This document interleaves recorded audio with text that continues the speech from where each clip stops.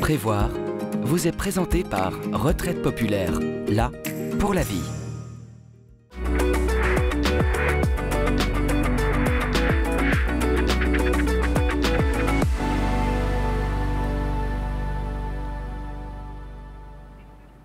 Bonjour à tous et bienvenue dans Prévoir. Devenir propriétaire est souvent le projet d'une vie qui nécessite une attention toute particulière. Pour en parler aujourd'hui avec nous, Marie-France Barbet, bonjour. Bonjour Anne.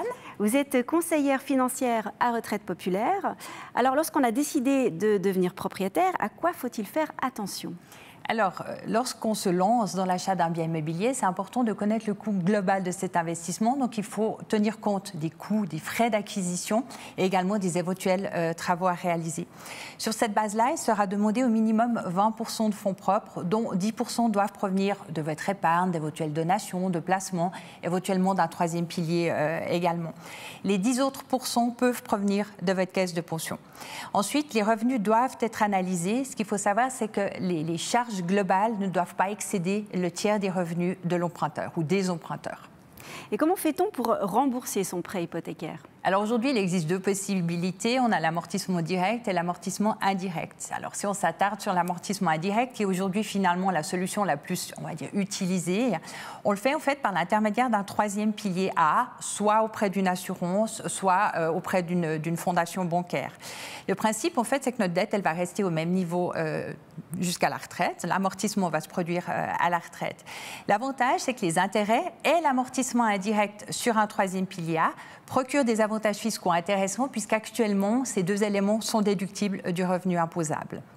Et en plus, si on associe cet amortissement indirect par le biais d'une police d'assurance vie, ça permet aussi effectivement d'associer justement l'épargne et également la prévoyance en y assurant une couverture d'assurance en cas de décès, par exemple. Et qu'en est-il pour les retraités qui sont propriétaires ? Alors, dans la majorité des cas, lorsqu'on passe à la retraite, on a souvent une diminution de revenus. Si on est propriétaire, que le niveau d'endettement le permet, que les revenus le permettent aussi, certaines institutions proposent de réaugmenter le prêt hypothécaire dans le but de créer des liquidités, de dégager des liquidités qui vont permettre, par exemple, de faire quelques travaux d'aménagement de son logement pour y vivre le plus longtemps possible et convenablement, ou de faire des rénovations énergétiques, ou encore se constituer un revenu complémentaire, que ce soit à moyen ou à long terme. Merci infiniment Marie-France pour toutes ces explications. Merci à vous. Et moi je me réjouis de vous retrouver pour un nouvel épisode de Prévoir. Vous pouvez également nous retrouver sur latélé.ch.